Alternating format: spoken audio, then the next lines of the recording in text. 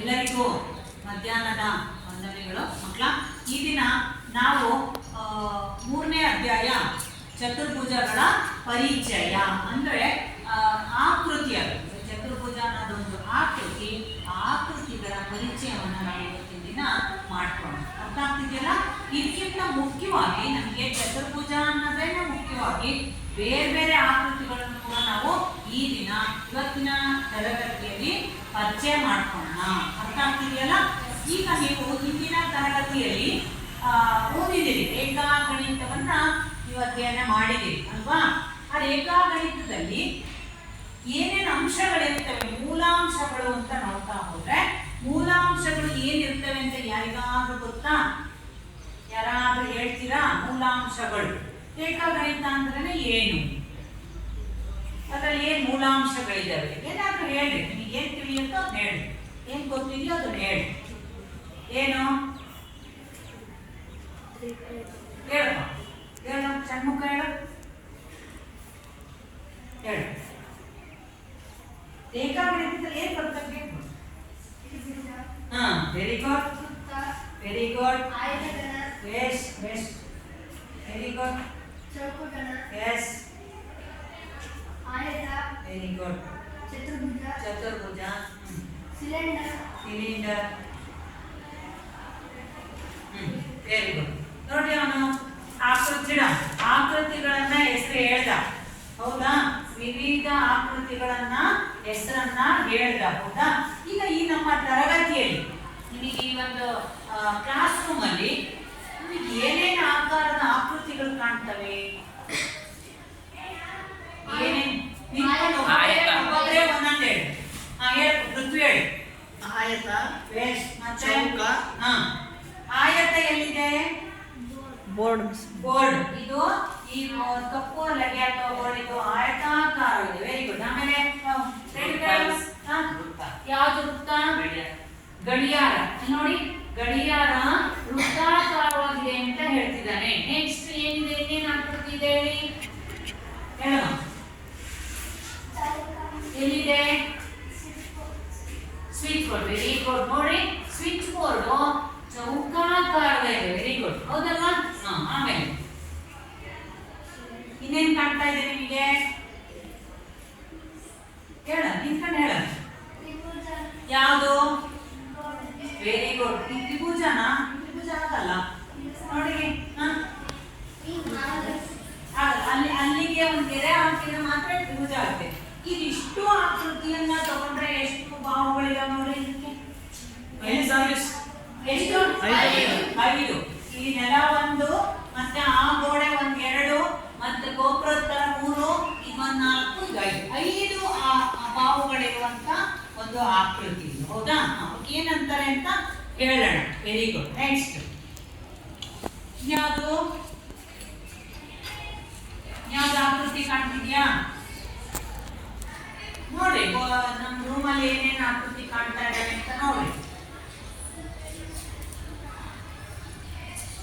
ಎಷ್ಟೊಂದು ಆಕೃತಿಗಳಿದ್ದಾವೆ. ಹೇಳಪ್ಪ. ಬಾಗಿಲು ಯಾವ ಆಕೃತಿ? Very good. ನೋಡಿ, ಬಾಗಿಲಿನ ಫ್ರೇಮ್ ಪೂರ್ತಿ ಆಯತಾಕಾರವಾಗಿದೆ ಅಲ್ವಾ? ನೆಕ್ಸ್ಟ್ ಹೀಗೆ ನಾವು ಈಗ ನಾನು ಹೇಳ್ತೀನಿ, ಈಗ ನಾವು ಸುತ್ತಮುತ್ತ ನಾವು ಕಣ್ಣಾಡಿಸಿದಾಗ ನಮಗೆ ವಿವಿಧ ಆಕಾರದ ಆಕೃತಿಗಳನ್ನ ನಾವು ನೋಡ್ಬೋದು, ಹೌದಲ್ವಾ? ಬೇರೆ ಬೇರೆ ಆಕಾರದ ಆಕೃತಿಗಳನ್ನ ನೋಡ್ಬೋದು. ಈ ಆಕೃತಿಗಳು ಆಗ್ಲಿಕ್ಕೆ ನಮಗೆ ಮೂಲಾಂಶಗಳು ಬೇಕು.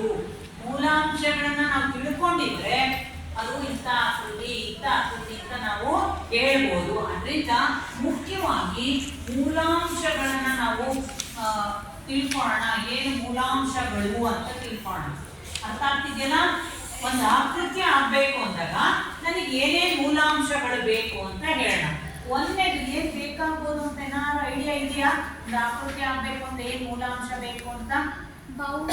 Very good. ಬಾಹು ಬೇಕು, ಹೌದಾ? ಬಾಹು ಬೇಕು. ಎಸ್. ಆಮೇಲೆ ವೆರಿ ಗುಡ್. ಅದು ಮುಖ್ಯವಾಗಿರೋದು ಬಿಂದು. ಎಸ್, ರೇಖೆ ಅಂದ್ರೆ ಬಾಹು, ರೇಖೆ ಸೇಮ್, ಹೌದಲ್ವಾ? ಸೇಮ್ ಇದೆಯಲ್ಲ? ಆಮೇಲೆ ಬೇಕು. ಹೌದಲ್ಲ, ಇಲ್ಲಿ ಬಿಂದುಗಳು ಬೇಕು ಮತ್ತೆ ಬಾಹುಗಳು ಮುಖ್ಯವಾದಂತಹ ಅಂಶಗಳು. ನನಗೆ ಒಂದು ಆಕೃತಿಯನ್ನ ರಚನೆ ಮಾಡಬೇಕು ಅಂದ್ರೆ ಬೇಕಾಗತ್ತೆ. ಹೇಗೆ ಅಂತ ನೋಡೋಣ. ಈಗ ನಾನೊಂದು ರೇಖೆ ಬೇಕು ಅಂದಾಗ ನನಗೇನಾಗುತ್ತೆ, ಈಗ ನಾವು ಬಿಂದುಗಳು ಮುಖ್ಯ, ಬಾಹುಗಳು ಅಂತ ಅಂದ್ರೆ ರೇಖೆಗಳು. ಈಗ ನಾನು ಒಂದು ಆಕೃತಿಯನ್ನ ರಚನೆ ಮಾಡ್ತೀನಿ.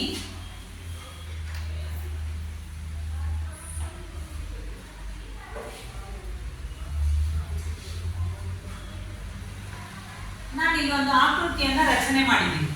ಈಗ ಈ ಆಕೃತಿಗೆ ಹೆಸರು ಕೊಡ್ತೀನಿ, ABC ಅಂತ ಹೆಸರು ಕೊಡ್ತೀನಿ. ಈ ಆಕೃತಿ ಯಾರಾದ್ರೂ ಗೊತ್ತಾ? ಯಾರಾದ್ರೂ ಹೇಳ್ಬೋದಾ? ಹೇಳಪ್ಪ ರವಿ. Very good. ಇದು ತ್ರಿಭುಜಾಕೃತಿ ಅಂತ ಹೇಳ್ತೀನಿ. ಈ ನಾನು ರಚನೆ ಮಾಡ್ಬೇಕಾದ್ರೆ ಗೆರೆಗಳನ್ನ ಒಂದೇ ಸಲಕ್ಕೆ ಹಾಕ್ಬಿಟ್ಟೆ. ಆದ್ರೆ ನಾವು ರಚನೆ ಮಾಡ್ಬೇಕಾದ್ರೆ ಫಸ್ಟ್ ನನಗೆ ಈ ಎರಡು ಅಂಶ, ಮೊದಲಿಗೆ ಅಂಶ ಬರೋದು ಬಿಂದು.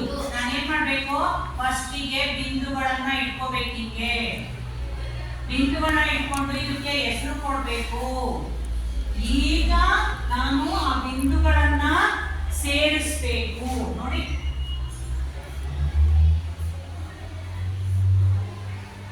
ಈಗ ಬಿಂದುಗಳನ್ನ ನಾನು ಸೇರಿಸಿದ್ದೀನಿ. ಈಗ ನನಗೆ ಆಗುವಂಥದ್ದು ರೇಖೆ, ತ್ರಿಭುಜ. ಅರ್ಥ ಆಗ್ತಿದೆಯಲ್ಲ? ನಾನು ನಿಮಗೆ ಈ ಆಕೃತಿ ಏನು ಅಂತ ಕೇಳಲಿಕ್ಕೆ ಫಸ್ಟ್ ಈ ರಚನೆ ಮಾಡಿದೆ. ನಮಗೆ ನಿಜವಾದಂತಹ ರಚನೆ ಅಂದ್ರೆ ಮೊದಲಿಗೆ ನಾವು ಬಿಂದುಗಳನ್ನ ಗುರ್ತು ಮಾಡಿಕೊಂಡು ಆ ಬಿಂದುಗಳನ್ನ ಸೇರಿಸಬೇಕು. ಆ ಬಿಂದುಗಳಿಗೆ ಹೆಸರುಗಳನ್ನ ಕೊಡ್ಬೇಕು. ಈಗ ಇದನ್ನ ಪೂರ್ತಿಗೊಂಡ ನಂತರ ಇದಕ್ಕೆ ಒಂದು ಆಕಾರ ಬಂತು, ಅದಕ್ಕೆ ಒಂದು ಹೆಸರು ಇದೆ. ಆ ಹೆಸರು ಯಾವ ಆಧಾರದ ಮೇಲೆ ಇದೆ ಅನ್ನೋದನ್ನ ನೋಡೋಣ. ಈಗ ಇದನ್ನ ರವಿ ಹೇಳ್ದ ತ್ರಿಭುಜ. ಈ ತ್ರಿಭುಜದಲ್ಲಿ ಎಷ್ಟು ಬಿಂದುಗಳಿದಾವೆ? 3 ಬಿಂದು ಇದೆ. ಯಾವ್ದು? ಇವು ಬಿಂದುಗಳು. ತ್ರಿಭುಜದಲ್ಲಿ 3 ಬಿಂದುಗಳಿದಾವೆ. ಹಾಗಿದ್ಮೇಲೆ ನೆಕ್ಸ್ಟ್ ನಮಗೆ ಬರೋ ಅಂತದ್ದು ಬಾಹುಗಳು. ಎಷ್ಟು ಬಾಹು ಇದಾವೆ? ಹೆಸರೇನು? ಅದನ್ನ AB ಅಂತ ಹೇಳ್ಬೋದಲ್ಲ?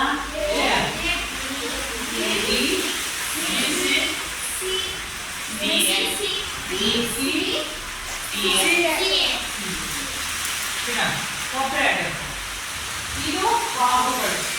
AB ಬಾಹು, BC ಬಾಹು, CA ಬಾಹುಗಳು. ಗೊತ್ತಾಯ್ತಾ? ನಮಗೆ ಮೂಲಾಂಶಗಳನ್ನ ಹೇಳಿದ್ರಲ್ಲ, ಅದೇ ಮೂಲಾಂಶಗಳಿದ್ದಾರಲ್ಲ. ಈ ರೀತಿ 3 ಬಿಂದುಗಳಿಂದ ಈ 3 ಬಾಹುಗಳಿಂದ ಆವೃತವಾದಂತಹ ಆಕೃತಿಯನ್ನ ತ್ರಿಭುಜ ಅಂತ ಕರಿತೀವಿ ನಾವು. 3 ಬಿಂದು ಇದೆ, 3 ಬಾಹು ಇದೆ. ಇದರಿಂದ ನಾವು ತ್ರಿಭುಜ ಅಂತ ಕರಿತೀವಿ. ಅರ್ಥ ಆಗ್ತಿದೆಯಲ್ಲ? ಈ ರೀತಿ ನಾವು ಎಷ್ಟು ಬಾಹುಗಳು ಮತ್ತೆ ಬಿಂದುಗಳಿಂದ ನಾವು ಹೇಳ್ತಾ ಹೋಗ್ತೀವಿ. ಉದಾಹರಣೆಗೆ ನಾನು ತ್ರಿಭುಜ. ಈಗ ನಾನು 4 ಬಿಂದು ಇಡ್ತೀನಿ.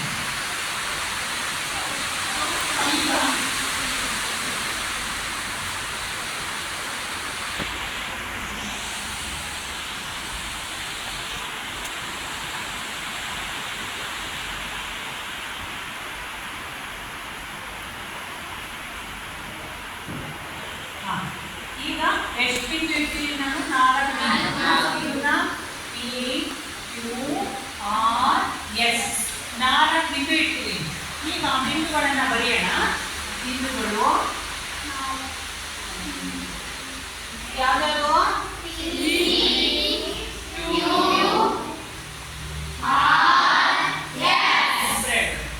PQRS ಬಿಂದು. ಈಗ ಇದರಲ್ಲಿ ಬಾಹುಗಳನ್ನ ಯಾರಾದ್ರೂ ಒಬ್ಬರು ಹೇಳೋಣ. ಹೇಳಪ್ಪ, ಅದೇ ಮಿಸ್ ಇಂದ ಕ್ಯೂ ಅಂಗಲ್ಬಾರ್ದು.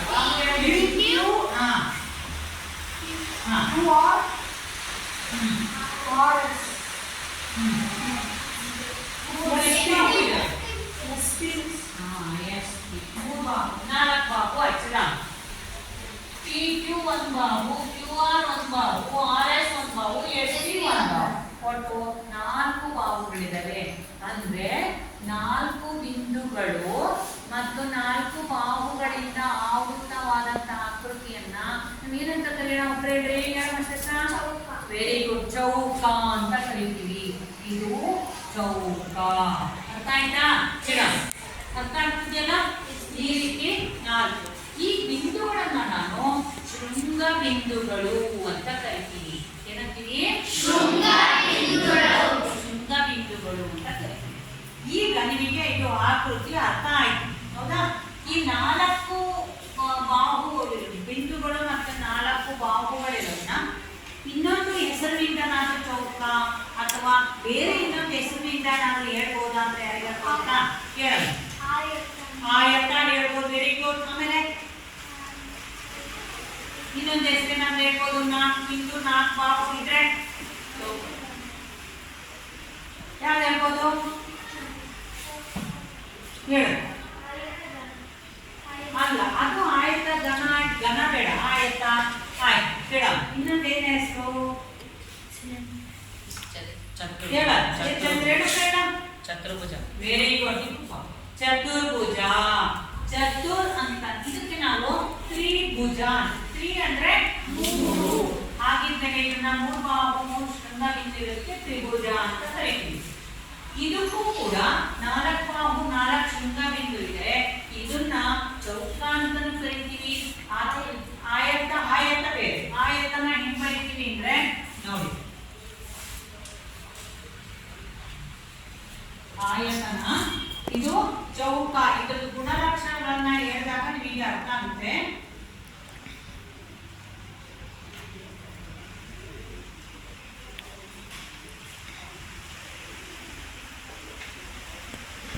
ನೋಡಿ, ಇದನ್ನ KLMN ಅಂತ ಹೇಳೋಣ. ಈಗ ಇವೆರಡು ಒಂದೇ ತರ ಇದಾವ? ಒಂದೇ ತರ ಇಲ್ಲ ಅಲ್ಲ? ಏನ್ ವ್ಯತ್ಯಾಸ ಏನಿದೆ? ಒಬ್ರು ಹೇಳಿ ನೋಡೋಣ. ಇವೆರಡಕ್ಕೂ ಏನ್ ವ್ಯತ್ಯಾಸ ಇದೆ? ನೋಡಕ್ಕೆ ಬೇರೆ ತರ ಇದೆ ಅಂತ ಹೇಳಿದ್ರಲ್ಲ. 4 ಬಾಹು ಸಮವಾಗಿದೆ. Very good. ಇದು ಹೇಳ. ಹಾ, ನೀನ್ ಹೇಳು.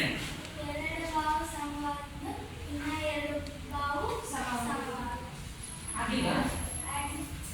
ಆಗಿಲ್ಲವಾ?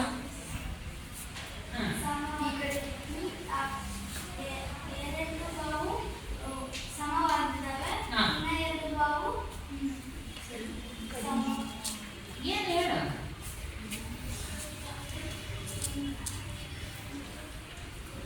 ಅವು ಸಮಾಗಿಲ್ವಾ? ಸಮಾಗಿಲ್ವಾ? ಆಗಿಲ್ವಾ? ಈಗ ಸಮ ಕಾಣ್ತಾ ಇದ್ದ ಕಾಣ್ತಿಲ್ವಾ? ಅದು ಸಮ ಅಲ್ಲ ಅಂದ್ರೂ ಸುಮ್ಮನೆ ನೋಡಕ್ ಏನ್ ವ್ಯತ್ಯಾಸ ಕಾಣ್ತೈತಿ? ಯಾಕಿಂದ ಅದು ಒಂದೇ ತರ ಇಲ್ಲ? 2 ಬಾಹು ಸಮವಾಗಿದ್ದಾವೆ. 2 ಬಾಹು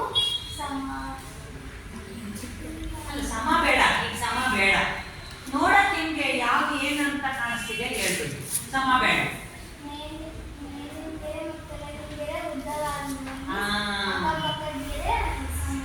ವೆರಿ ಗುಡ್. ಅದನ್ನೇ ಅಂದ್ರೆ ಇದಕ್ಕೆ ಪಾದ ಅಂತ ಕರಿತೀವಿ. ಪಾದ. ಈ ಪಾದ ಮತ್ತೆ ಇದರ ಅಭಿಮುಖ ಅಂದ್ರೆ ವಿರುದ್ಧ ಬಾಹು ಇವೆರಡು ಸಮ ಆಗಿದ್ದಾವೆ. ಇವೆರಡು ಅಭಿಮುಖ ಬಾಹುಗಳು ಇವೆರಡು ಸಮ ಆಗಿದ್ದಾವೆ. ಆದ್ರೆ ಚೌಕದಲ್ಲಿ 4 ಬಾಹುಗಳು ಸಮ. ಅದನ್ನ ಹಿಂಗ್ ಗುರುತಿಸ್ತೀವಿ ನಾವು. ಇದರಲ್ಲಿ ಅಭಿಮುಖ ಬಾಹುಗಳು ಸಮ ಆಗಿದ್ದಾವೆ. ಇವೆರಡು ಸಮ, ಇವೆರಡು ಸಮ. ಆದ್ರೆ ಈ PQ ಅನ್ನೋದು QR, RS, ST ಎಲ್ಲ ಸಮ. ಇಲ್ಲಿ KL ಮತ್ತೆ LM ಸಮ ಇಲ್ಲ. ಯಾಕೆಂದ್ರೆ KL ಉದ್ದ ಇದೆ, ಪಾದ ಉದ್ದ ಇರುತ್ತೆ ಇದರಲ್ಲಿ. ಆಯತದಲ್ಲಿ ನಾವು ಆಯತ ಅನ್ಬೇಕಂದ್ರೆ ಪಾದ ಏನಾಗಿರುತ್ತೆ? ಉದ್ದ ಇರುತ್ತೆ. ಮತ್ತೆ ಪಕ್ಕದ ಬಾಹುಗಳು, ಪಾರ್ಶ್ವ ಬಾಹುಗಳು ಅವು ಸಣ್ಣಗಿರುತ್ತೆ. ಅವನ್ನ ಆಯತ ಅಂತ ಕರೀತೀವಿ. ಈಗ ಆಯತ ನಮ್ಮ ರೂಮಲ್ಲಿ ಎಲ್ಲಿದೆ ನೋಡಿ?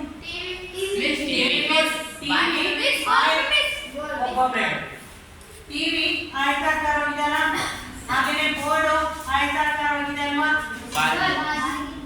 ಬಾಗಿಲು ಆಯತಾಕಾರವಾಗಿದೆ. ಕಲ್ಲು ಕಲ್ಲು ನೆಲದ ಕಲ್ಲು ಆಯತಾಕಾರ ಇದೆ.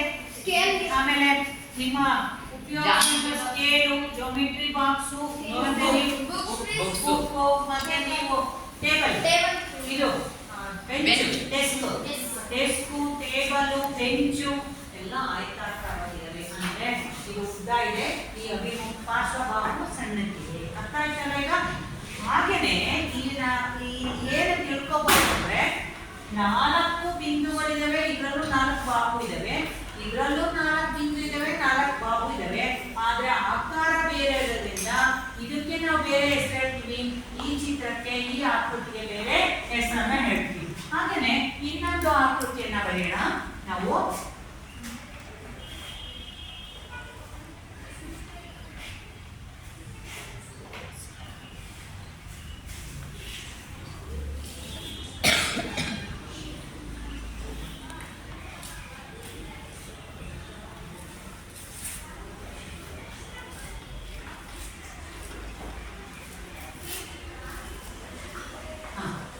ಇದು ಒಂದು ಆಕೃತಿಯನ್ನ ಬರ್ತದೆ. ಇದು ಎಂತ ಆಕೃತಿ ಅಂತ ಹೇಳ್ಬೋದಾ ಯಾರಾದ್ರೂ?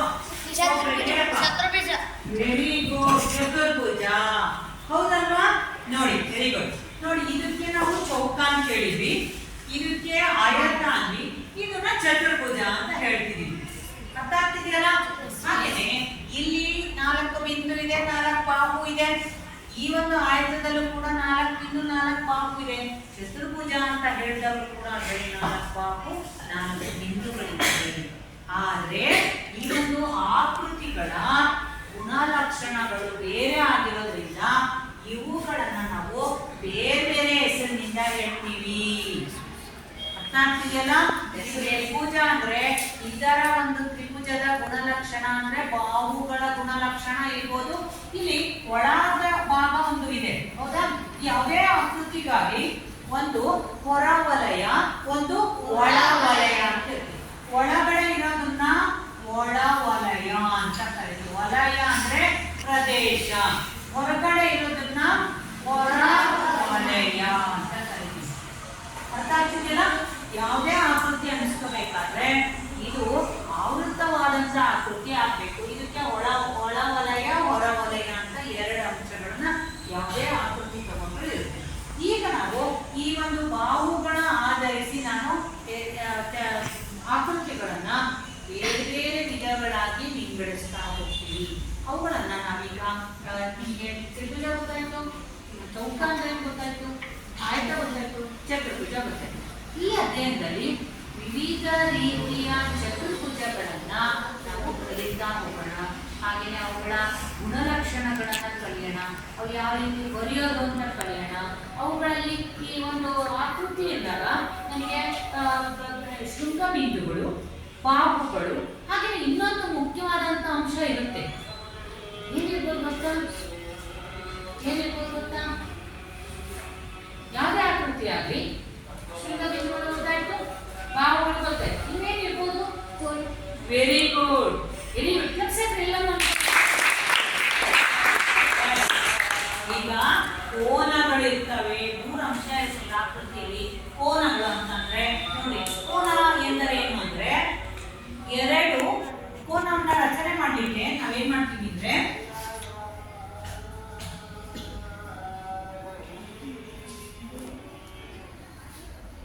ಕಿರಣ ಇದೆ, ಹೌದಲ್ವಾ? ಈ ರೀತಿ ಒಂದು ಶೃಂಗ ಬಿಂದು ಇರುತ್ತೆ, ಆ ಶೃಂಗ ಬಿಂದುವಿನಿಂದ ಹೊರಟಂತಹ ರೇಖೆ, ಈ ರೀತಿ ಆದಿ ಬಿಂದು ಇದೆ, ಅಂತ್ಯ ಬಿಂದು ಇಲ್ಲ, ಇದನ್ನ ಕಿರಣ ಅಂತೀವಿ. 2 ಕಿರಣ, ಉದಾಹರಣೆಗೆ ABC ಅಂದ್ರೆ AB 1 ಕಿರಣ, BC 1 ಕಿರಣ. ಆ 2 ಕಿರಣಗಳು ಒಂದು ಬಿಂದುವಿನಲ್ಲಿ ಸಂಧಿಸಿರ್ತವೆ, ಆ ಸಂಧಿಸಿದಂತ ಬಿಂದುವಿನಲ್ಲಿ ಉಂಟಾದಂತ ಒಂದು ಪ್ರದೇಶವನ್ನ ನಾವು ಕೋನ ಅಂತ ಕರಿತೀವಿ. ಅರ್ಥ ಆಗ್ತಿದೆಯಲ್ಲ? ಕೋನ ಅಂತ ಕರಿತೀವಿ. ಈ ರೀತಿ ನಮಗೆ ಇಲ್ಲಿ ತ್ರಿಭುಜ ರಚನೆ ಮಾಡಿ, ಚೌಕ, ಆಯತ, ಚತುರ್ಭುಜ ಯಾವುದೇ ಆಕೃತಿ ರಚನೆ ಮಾಡಿದ್ರು 2 ಇಲ್ಲಿ ಇರೋಂಥದ್ದು ಇದಿಲ್ಲ, ಏನೋ ಕಿರಣ ಅಲ್ಲ, ಇಲ್ಲಿ ಬಿಂದುಗಳನ್ನ 3 ಬಿಂದು ಇಟ್ಬಿಟ್ಟು ನಾನು ರೇಖೆಯನ್ನು ಹೇಳಿದೆ ಅಂದ್ರೆ ಈ ಬಿಂದುವಿಂದ ಈ ಬಿಂದುವಿಗಿರುವಂತದ್ದು ರೇಖಾಖಂಡ ಅಂತ ಕರೀತೀವಿ ಅಲ್ವಾ? ನಾವು ತಿಳ್ಕೊಂಡಿದ್ದೀವಿ. ಕಾರ್ಯಕ್ರಮದಲ್ಲಿ ಕಿರಣ, ಸರಳ ರೇಖೆ, ರೇಖಾಖಂಡ ಎಲ್ಲ ತಿಳ್ಕೊಂಡಿದ್ವಲ್ವಾ. ಇದು ರೇಖಾಖಂಡ ಆಗುತ್ತೆ. ಎ ಬಿ ಒಂದು ರೇಖಾಖಂಡ, ಬಿ ಸಿ ಒಂದು ರೇಖಾಖಂಡ, ಸಿ ಎ ಒಂದು ರೇಖಾಖಂಡ ಆಗುತ್ತೆ. ಯಾವುದೇ ಆಕೃತಿಯಲ್ಲಿ ಎಲ್ಲಾ ಬಾಹುಗಳು ಅವು ರೇಖಾಖಂಡಗಳು ಗೊತ್ತಾಗ್ತಿದೆಯಲ್ಲ. ಆದ್ರಿಂದ ಈ ರೇಖಾಖಂಡಗಳು ಇನ್ನು ಈ ಎ ಬಿ ರೇಖಾಖಂಡ, ಬಿ ಸಿ ರೇಖಾಖಂಡದ ನಡುವಿನ ಪ್ರದೇಶ ಉಂಟಾದದ್ದೇ ಕೋನ ಅಂತ ಕರೀತಾರೆ. ಹಾಗಿದ್ಮೇಲೆ ಒಬ್ರು ಹೇಳಿ, ತ್ರಿಭುಜದಲ್ಲಿ ಎಷ್ಟು ಕೋನ ಇರ್ತವೆ? ಎಷ್ಟು ಕೋನ ಹೇಳ? ಮೂರು ಕೋನ. Very good. ತ್ರಿಭುಜ ಅಂದಾಗ ನೋಡಿ ನಾನು ಬರೀತೀನಿ ಕೋನವನ್ನು. ಹಾಗೆಯೇ ಚೌಕದಲ್ಲಿ ಎಷ್ಟು ಕೋನ ಇರ್ತವೆ? ಎಷ್ಟು? 4 ಕೋನ ಇರ್ತವೆ. ಈಗ ಇಲ್ಲಿ ನಾನು ಈ ತ್ರಿಭುಜದಲ್ಲಿರೋ ಕೋನವನ್ನ ಈ ರೀತಿ ಗುರುತಿಸ್ತಿದ್ದೀನಿ. ಅದೇ ಚೌಕದಲ್ಲಿ ನಾನು ಹಿಂಗ್ ಹಾಕ್ತೀನಿ ನೋಡಿ, ಹಿಂಗ್ ಚೌಕ ಹಾಕ್ತೀನಿ. ಯಾಕೆ ಅಂತ ಯಾರಿಗಾದ್ರೂ ಗೊತ್ತಾ? ಹೇಳಪ್ಪ. Very good. ಅವನು ಹೇಳ್ತಾ ಇದ್ದಾನೆ ಲಂಬ ಕೋನವನ್ನ ನಾವು ಈ ರೀತಿ ಸೂಚಿಸ್ತೀವಿ ಅಂತ ಎಲ್ಲರೂ ಅಲ್ವಾ. ಇಲ್ಲಿ ಲಂಬ ಕೋನ ಆಗಿರೋದ್ರಿಂದ ಇಲ್ಲಿ 4 ಕೋನಗಳು ಉಂಟಾಗಿದ್ದಾವೆ. ಇದನ್ನ ಈ ರೀತಿ ಚೌಕಾಕಾರದಲ್ಲಿ ನಾವು ಸೂಚಿಸ್ತೀವಿ. ಇಲ್ಲಿ ಆಯತದಲ್ಲಿ ಎಷ್ಟು ಕೋನ ಇರ್ತವೆ? 4 ಕೋನ. ಇಲ್ಲೂ ಕೂಡ ನಾವು ಆ ಲಂಬ ಕೋನವನ್ನ ಸೂಚಿಸ್ತೀವಿ. ಯಾಕೆಂದ್ರೆ ಈ ಎರಡು ಪಿ ಕ್ಯೂ ಮತ್ತು ಕ್ಯೂ ಆರ್ ನಡುವಿನ ಬಾವು ಈ ರೇಖಾಖಂಡ ಇದಾವಲ್ಲ, ಇವು ಲಂಬ ಕೋನವನ್ನು ಉಂಟು ಮಾಡ್ತವೆ. ಚೌಕದಲ್ಲಿ ಮತ್ತು ಆಯತದಲ್ಲಿ ಎಲ್ಲಾ 4 ಕೋನಗಳು ಲಂಬವಾಗಿರ್ತವೆ, ಅಂದ್ರೆ 90 ಡಿಗ್ರಿಗೆ ಸಮ ಇರ್ತವೆ. ಈಗ ಇಲ್ಲಿ ಬರೋಣ. ಇದು ಚತುರ್ಭುಜ. ಈ ಚತುರ್ಭುಜದಲ್ಲಿ ಲಂಬವಾಗಿರಲ್ಲ, ಅವಾಗ ನಾನು ಈ ರೀತಿ ಗುರುತಿಸ್ತೀನಿ ನೋಡಿ. ಅರ್ಥ ಆಯ್ತಾ? ಕೋನವನ್ನ ಗುರ್ಸೋದು ಕೂಡ ಒಂದು ರೀತಿಯ ಅಂಶವನ್ನ ಹೇಳುತ್ತೆ ನಮಗೆ. ಈ ರೀತಿ ಗುರ್ಸಿದ್ರೆ ಏನ್ ತರ ಹೇಳುತ್ತೆ? ಈ ರೀತಿ ಗುರ್ಸಿದ್ರೆ ಲಂಬ ಕೋನವನ್ನ ಸೂಚಿಸುತ್ತೆ, ಇದು ಲಂಬ ಕೋನವನ್ನ ಸೂಚಿಸುತ್ತೆ. 4 ಕೋನಗಳನ್ನ ಇರ್ತವೆ. ಈಗ ನಮಗೆ ನೀವು ವಿವಿಧ ಆಕಾರದ ಆಕೃತಿಗಳನ್ನ ನಾವಿಲ್ಲಿ ನೋಡೋಣ. ನೋಡಿ, ಇದೆಲ್ಲ ಘನಾಕೃತಿಗಳಿಗೂ, ಆದ್ರೆ ನಿಮಗೆ ತೋರಿಸ್ಲಿಕ್ಕೆ ತಂದಿದ್ದೀನಿ. ಇದಕ್ಕೆ ನಾವು ಚೌಕ ಘನ ಅಂತ ಕರಿತೀವಿ. ಗೊತ್ತಾಗ್ತಿದೆಯಲ್ಲ? ಚೌಕ ಘನ. ಈಗ ನೀವು ಅವಾಗಲೇ ಹೇಳಿದ್ವಿ, ಇದಕ್ಕೆ ಆಯತ ಘನ ಅಂತ ಕರಿತೀವಿ. ಇದು ಕೂಡ ನೋಡಿ ಬಂದಿದೆ, ಆಯತ ಘನ. ಹೌದಾ? ಇದು ಚೌಕ. ನೋಡಿ ಇಲ್ಲಿ ಇಟ್ಟಾಗ ಇದು ಪಾದ ಉದ್ದ ಇದೆಯಲ್ಲ, ಹೌದಲ್ಲ? ಆ ರೀತಿ ಇದು ಆಯತ ಘನ. ಇಲ್ಲೂ ಕೆಲವೊಂದೊಂದು ಮಾದರಿ. ಇದು ನೋಡಿ ಆಯತ ಘನ, ಇದು ಘನಾಕೃತಿ. ನೋಡಿ, ಇದು ಒಂದು ಆಯತ ಘನಾಕೃತಿ. ಇದು ಒಂದು ವೃತ್ತಾಕೃತಿ. ಇದು ನೋಡಿ, ಇಲ್ಲಿ ಒಂದು ವೃತ್ತ ಇದೆ. ಇದು ಒಂದು ವೃತ್ತ. ಇಲ್ಲಿ ನಮ್ಮ ವಿದ್ಯಾರ್ಥಿ ಒಂದು ಇದು ಸ್ಕೇಲ್ ತರ ಉಪಯೋಗಿಸಕ್ಕೆ ಬಂದಿದ್ದಾನೆ. ಇದರಲ್ಲಿ ನೋಡಿ ಎಷ್ಟು ಆಕಾರದ ಆಕೃತಿ, ಎಲ್ಲ ಆಕೃತಿಗಳನ್ನ ಇಟ್ಟಿದ್ದಾರೆ. ಹೌದಲ್ವಾ? ಇಲ್ಲಿ ನೋಡಿದ್ರೆ ಎಲ್ಲ ಆಕೃತಿಗಳಿಗೂ ಹೆಸರನ್ನ ಬರೆದಿದ್ದಾರೆ. ಇಂಗ್ಲಿಷಲ್ಲಿ ಇದೆ. ಇದು ಅರ್ಥ ಆಗ್ತಿದೆಯಲ್ಲ? ಎಲ್ಲ ನೋಡಿ, ಇದು ತ್ರಿಭುಜ, ಇದು ಷಡ್ಭುಜ, ಇದು ವೃತ್ತ, ಸಣ್ಣ ವೃತ್ತ, ಇನ್ನೊಂದು ವೃತ್ತ, ಇದು ಚೌಕ, ತ್ರಿಭುಜ, ಇದು ಆಯತ, ಇದು ಒಂದು ವೃತ್ತ. ನೋಡಿ, ಇದು ಚತುರ್ಭುಜ, ಸಮಾಂತರ ಚತುರ್ಭುಜ ಅಂತೇಳಿ. ಇದು ತ್ರಾಪಿಜ್ಯ ಅಂತ ಕರಿತೀವಿ. ಎಲ್ಲಕ್ಕೂ ಅರ್ಥ ಆಗ್ತಿದೆಯಲ್ಲ? ಅದೇ ರೀತಿ ನಾವು ಅದನ್ನೇ ಆಕೃತಿಗಳನ್ನ ಒಂದು ಚಾರ್ಟಲ್ಲಿ ಬರೆದ್ರೆ ಬೇರೆ ಬೇರೆ ಆಕೃತಿಗಳನ್ನು ನಾವು ಇಲ್ಲಿ ನೋಡ್ಬೋದು. ವೃತ್ತ ಇದೆ, ತ್ರಿಭುಜ ಇದೆ, ಆಯತ ಇದೆ, ಷಡ್ಭುಜ ಇದೆ, ಮತ್ತು ಪಂಚಭುಜ ಇದೆ, ಆಮೇಲೆ ಇದು ವಜ್ರಾಕೃತಿ ಇದೆ, ಚೌಕ ಇದೆ, ತ್ರಾಪಿಜ್ಯ ಇದೆ. ಅದೇ ರೀತಿ ಇಲ್ಲಿ ಒಂದು ಕೋಷ್ಟಕ ಒಂದಿದೆ. ಈ ಆಕೃತಿಗಳಿಗೆ ಎಷ್ಟು ಬಾಹುಗಳಿದ್ದಾವೆ ಮತ್ತು ಎಷ್ಟು ಬಿಂದುಗಳಿದ್ದಾವೆ ಮತ್ತು ಇದು ಎಂಥ ಆಕೃತಿ ಅನ್ನೋದನ್ನು ಬರೆದಿದ್ದೀವಿ ನೋಡಿ. ಚೆನ್ನಾಗಿದ್ದೆಲ್ಲ ಮಕ್ಕಳು ಮಾಡಿದ್ದಾರೆ. ಏನು ಇಲ್ಲಿ ಆಕೃತಿಗಳು, ಇವಕ್ಕೆ ಎಷ್ಟು ಬಾಹುಗಳಿದ್ದಾವೆ, ಎಷ್ಟು ಶೃಂಗ ಬಿಂದುಗಳಿದ್ದಾವೆ ಅನ್ನೋದನ್ನು ಬರೆದಿದ್ದಾರೆ. ಅದೇ ರೀತಿ ಚಟುವಟಿಕೆಯಾಗಿ ಇಲ್ಲಿ ಬರೆದಾಗ ನೋಡಿ, ಇದು ಎಷ್ಟು ಚೆನ್ನಾಗಿದೆ ನೋಡ್ರಿ. ಇದು ಹೌದಲ್ವಾ? ಇದು ನಾವು ಬೇರೆ ಬೇರೆ ಥರ ಮಣಿಗಳನ್ನು ವೇಸ್ಟ್ ಆಗಿರೋ ಮಣಿಗಳನ್ನೆಲ್ಲ ನೋಡಿ ಇದನ್ನ ಆಕೃತಿಗಳನ್ನ ರಚನೆ ಮಾಡಿದರೆ ನಮಗೆ ಒಂದು ಐಡಿಯಾ ಬರುತ್ತೆ ಯಾವ್ದು ಆಕೃತಿ ಹೇಗಿರುತ್ತೆ ಅಂತ ನಾವೇ ಮಾಡಿದರೆ ಗೊತ್ತಾಗುತ್ತೆ. ನೀವು ಕೂಡ ಇದನ್ನೆಲ್ಲ ಆಕೃತಿನ ನಿಮಗೆ ಏನು ಯಾವ ರೀತಿ ಇಷ್ಟನೋ ಆ ರೀತಿ ಆಕೃತಿಗಳನ್ನ ಮಾಡಿ ಅವುಗಳ ಬಾಹುಗಳು ಎಷ್ಟಿದ್ದಾವೆ ಮತ್ತು ಶೃಂಗ ಬಿಂದುಗಳು ಎಷ್ಟಿದ್ದಾವೆ ಇನ್ನೊಂದು ಕಾಲಮ್ ಹಾಕಿ ರೇಖಾಖಂಡದ ಹೆಸರುಗಳನ್ನು ಕೂಡ ನಾವು ಬರೀಬಹುದು. ಗೊತ್ತಾಗ್ತಿದೆಯಲ್ಲ? ಇಲ್ಲಿ ಈಗಿದು ಆಕೃತಿಗಳ ಆಕಾರದಲ್ಲಿ ಕಲರ್ ಪೇಪರ್ನ ಕಟ್ ಮಾಡಿ ಇಲ್ಲಿ ಹಾಕಿರೋದು ಚೌಕ, ಆಯತ, ಸಮಾಂತರ ಚತುರ್ಭುಜ, ವಜ್ರಾಕೃತಿ, ತ್ರಾಪಿಜ್ಯ, ವೃತ್ತ, ಪತಂಗ ಇವಿಷ್ಟು ನಾವು ಆಕೃತಿಗಳನ್ನು ನಾವು ಕಾಣ್ಬೋದು. ಬಾಹುಗಳ ಆಧಾರದ ಮೇಲೆ ಇವುಗಳನ್ನು ಹೆಸರಿಸಿದೀವಿ. ಅರ್ಥ ಆಗ್ತಿದೆಯಲ್ಲ? ಈಗ ನಾವು ಒಂದೊಂದನ್ನೇ ಚತುರ್ಭುಜಗಳ ವಿಧಗಳನ್ನು ಪಟ್ಟಿ ಮಾಡ್ತಾ ಹೋಗೋಣ. ಅರ್ಥ ಆಗ್ತಿದೆಯಲ್ಲ? ಏನೇನು ಪಟ್ಟಿ ಮಾಡೋಣ ಅಂತ ಹೇಳಿ. ಇದು ಚತುರ್ಭುಜದ ಅಂಶಗಳೆಲ್ಲ ಗೊತ್ತಾಗಿದೆಯಲ್ಲ? ಚತುರ್ಭುಜದ ಪಟ್ಟಿಗಳನ್ನ ಮಾಡೋಣ.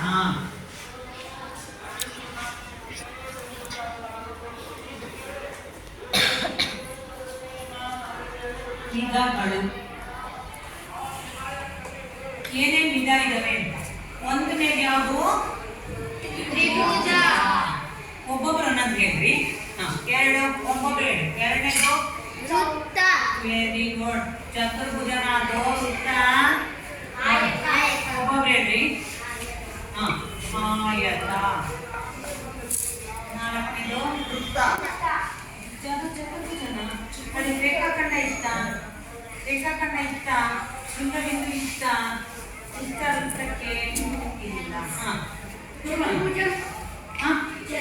ಚತುರ್ಭುಜ, ತ್ರಾಪಿಜ್ಯ ಒಂದೊಂದೇ. ನೆಕ್ಸ್ಟ್ ಐದನೇದು ತ್ರಾಪಿಜ್ಯ. ಆರನೇದು ವಜ್ರಾಕೃತಿ. Very good. ನೆಕ್ಸ್ಟ್ ಏಳನೇದು ಸಮಾಂತರ ಚತುರ್ಭುಜ.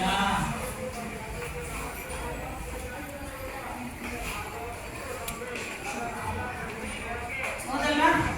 ಇಷ್ಟಿದಾವಲ್ವಾ? ಷಡ್ಭುಜ. ಅದು ಆಮೇಲೆ ಚತುರ್ಭುಜದಲ್ಲಿ ಒಟ್ಟು ಇವು ತ್ರಿಭುಜ 3 ಇದೆ ಅಷ್ಟೇ. 3 ಬಾಹು ಇದೆ. ಇದು ಚತುರ್ಭುಜ ಅಲ್ಲ. ಇದು ಇದನ್ನ ಅಳಿಸ್ಕೊಳ್ಳೋಣ. ಚತುರ್ಭುಜ ಅಲ್ಲ.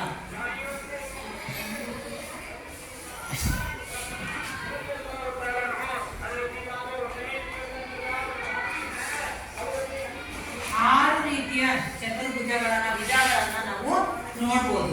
ಈಗ ಈ ಚತುರ್ಭುಜಗಳಲ್ಲಿ ಬಾಹುಗಳ ಗುಣಲಕ್ಷಣ ಆಧರಿಸಿ ಹೆಸರು ಕೊಟ್ಟಿದ್ವಿ. ಅದೇ ರೀತಿ ಬಾಹುಗಳು ಎಷ್ಟಿದ್ದಾವೆ ಅನ್ನೋದ್ರ ಮೇಲೆ ನಾವೊಂದು ವಿಧಗಳನ್ನ ಮಾಡಿದ್ದೀವಿ. ಬಾಹುಗಳನ್ನ ಆಧರಿಸಿ ಆಕೃತಿಗಳ ವಿಧಗಳು. ಹೌದಾ? ಅರ್ಥ ಆಗ್ತಿದೆಯಲ್ಲ? ಅದನ್ನ ಮಾಡೋಣ. ಏನು? ಬಾಹುಗಳ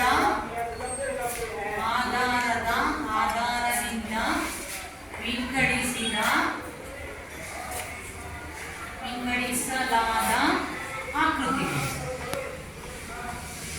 ಸರಿನಾ? ಈಗ ಬಾಹುಗಳ ಆಧರಿಸಿದ್ರೆ ಒಂದನೇದು ತ್ರಿಭುಜ. ಇದಕ್ಕೆ ಎಷ್ಟು ಬಾಹುಗಳಿದಾವೆ? 3 ಬಾಹುಗಳಿದಾವೆ. ಸರಿನಾ? ಮತ್ತೆ 3 ಬಿಂದುಗಳಿದಾವೆ. ಅವನ್ನ ಶೃಂಗ ಬಿಂದುಗಳಿವೆ. ಶೃಂಗ ಬಿಂದುಗಳು ಅಂತ ಕರೀತೀವಿ. ಓಕೆನಾ? ಎರಡನೇದು ಆಕೃತಿ ಚೌಕ. ಚೌಕ ಇದೆಯಲ್ಲ? ಚೌಕ ಅಥವಾ ಚತುರ್ಭುಜ. ಇದನ್ನ ಚತುರ್ಭುಜ ಅಂತಾನು ಕರಿತೀವಿ. ಚತುರ್ಭುಜ. ಇದಕ್ಕೆ 4 ಬಾಹುಗಳು.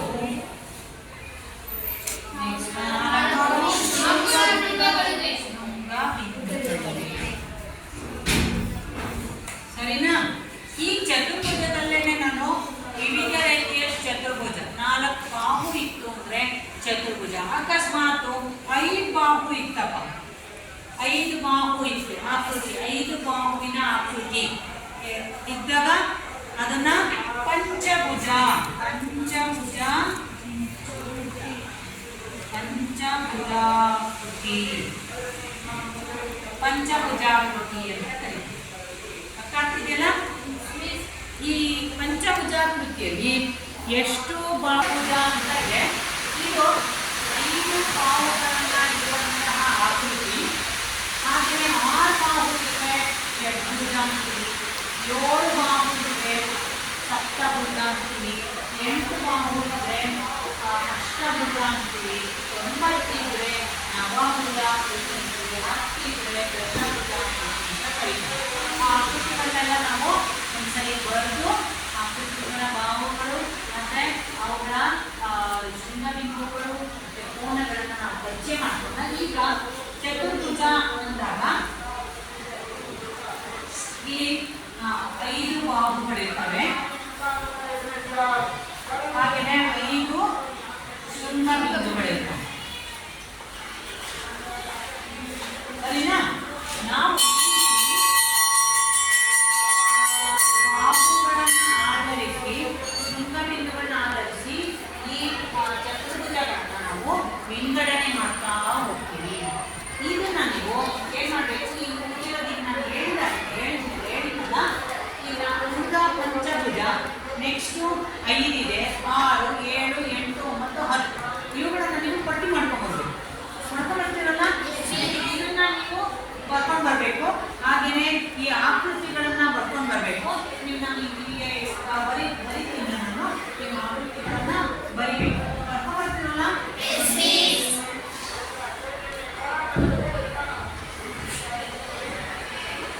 ಒಂದೇನು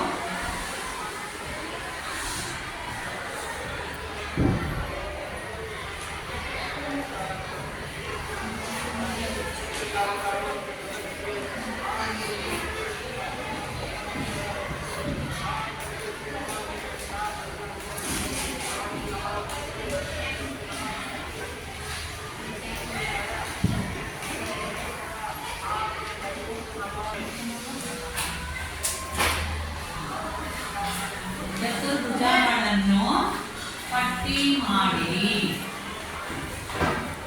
ಈ 2 ಪ್ರಶ್ನೆಗಳಿಗೆ ನೀವು ಉತ್ತರ. ಇದು ನಾನು ಅರ್ಥ ಬರ್ತಿದ್ದೀನಿ, ಆದರೆ ಬಾಯಲ್ಲಿ ನೀವು ಹೇಳಿದ್ದೀರಿ, ನಾನು ಹೇಳಿದ್ದೀನಿ. ನಿಮಗೆ ಎಷ್ಟು ನೆನಪಿದೆ ಅನ್ನೋದನ್ನ ಟೆಸ್ಟ್ ಮಾಡೋಕ್ಕೆ ಉಳಿದಿದ್ದು ನೀವು ಬರ್ಕೊಂಡು ಬನ್ನಿ. ನಾಳೆ ಆ ಆಕೃತಿ ಸಮೇತ ನಾವೇನು ಮಾಡೋಣ? ಅವುಗಳನ್ನ ಅಧ್ಯಯನ ಮಾಡೋಣ. ಅರ್ಥ ಆಗ್ತಿದೆಯಲ್ಲ? ಈಗ ಹೋಮ್ವರ್ಕ್ ಬರ್ಕೊಡಿ. ಇವತ್ತಿನ ಈ ಅಧ್ಯಾಯವನ್ನು ಇಲ್ಲಿಗೆ ಮುಕ್ತಾಯ ಮಾಡೋಣ.